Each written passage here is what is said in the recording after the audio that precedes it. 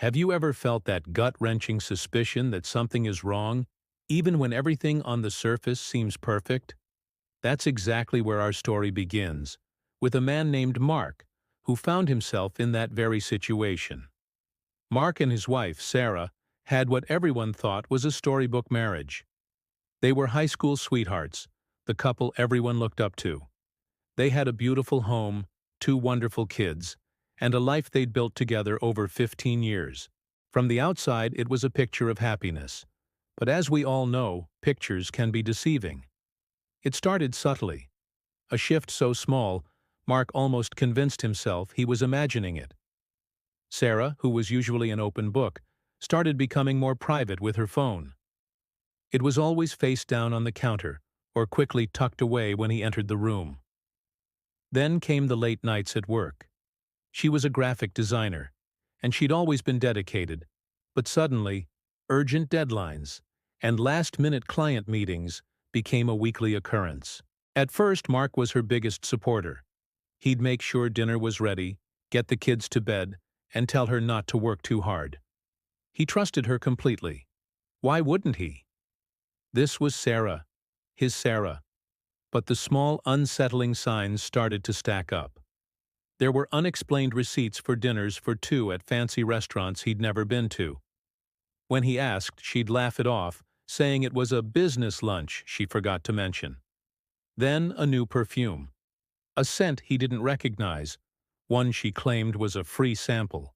The excuses were always plausible, always delivered with a confident smile that made him feel foolish for even questioning her. He started to feel a knot of anxiety tightening in his stomach. Was he being paranoid? Was he letting his imagination run wild? The emotional distance between them was growing, turning their once warm and affectionate home into a place of quiet tension. The breaking point, the moment of painful clarity, came on a random Tuesday. Mark was cleaning out their shared car when he found a single unfamiliar earring tucked between the passenger seat and the center console. It wasn't Sarah's style at all. His heart pounded in his chest. He knew in that instant that his suspicions weren't just in his head. That night, he felt a cold dread as Sarah got ready for another late night at the office. He watched her put on a little extra makeup, choose a dress he hadn't seen in a while, and spray that new perfume. He hugged her goodbye, the scent of her perfume and her lies clinging to him, and it felt like hugging a stranger. Instead of staying home and letting his mind race, Mark decided he needed proof. He needed to see it with his own eyes. With a heavy heart, he drove to her office building. The parking lot was nearly empty. Her car was nowhere in sight. Panic mixed with a strange sense of vindication. He wasn't crazy. He then drove to a popular downtown restaurant, the one from the receipt he'd found, and there it was. Her car. He parked across the street, his hands shaking on the steering wheel. A few minutes later, he saw them. Sarah, laughing and radiant, walking out hand in hand with another man. The man was one of his own colleagues, someone he knew from his own workplace. The betrayal was a physical blow, knocking the air from his lungs.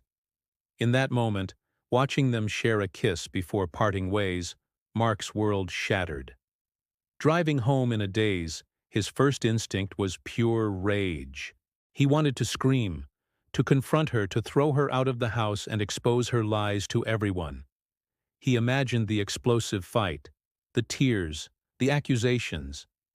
But as he sat in his own driveway, the engine off, the silence of the night pressing in on him, a different thought began to form. An explosive confrontation would be messy.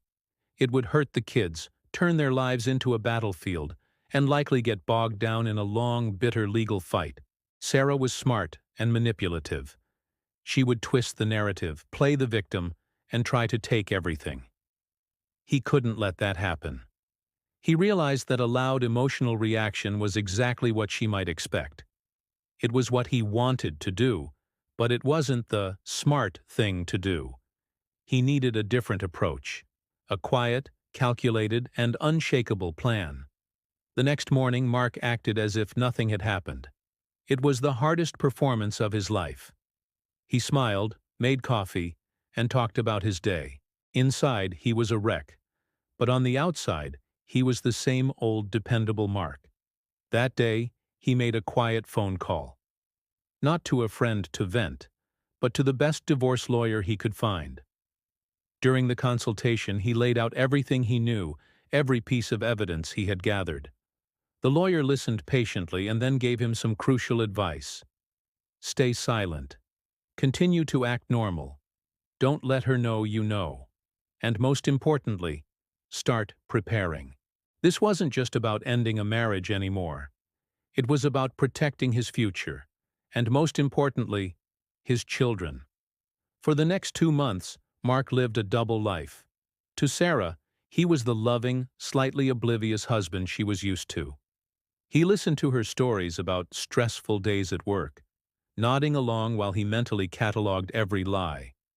He played the part so well that Sarah seemed to become even more confident in her deception. Meanwhile, away from her prying eyes, Mark was meticulously preparing for his exit.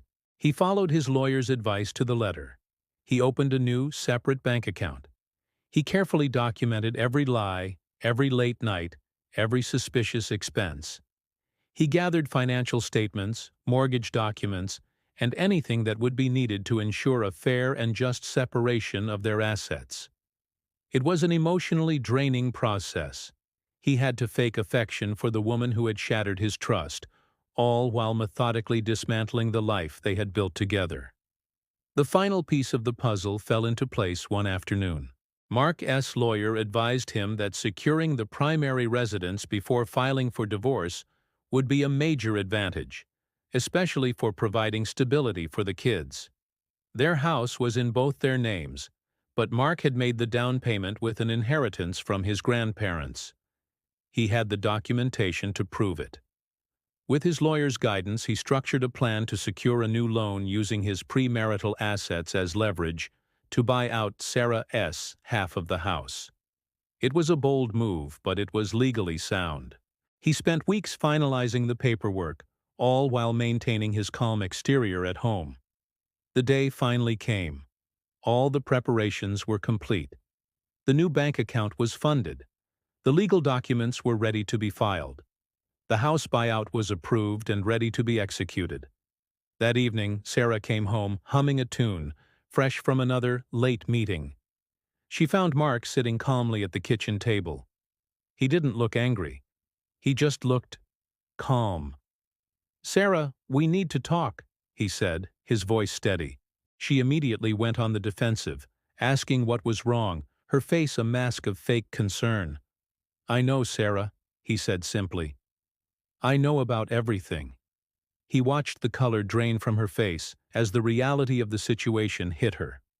The denial started, the frantic excuses, but Mark just held up a hand. He didn't raise his voice. He didn't need to. "It's over," he continued. "I've filed for divorce. My lawyer will be in touch with yours. I've already made arrangements to buy out your half of the house, so you'll need to find a new place to live. The children will be staying here with me." Sarah was stunned into silence.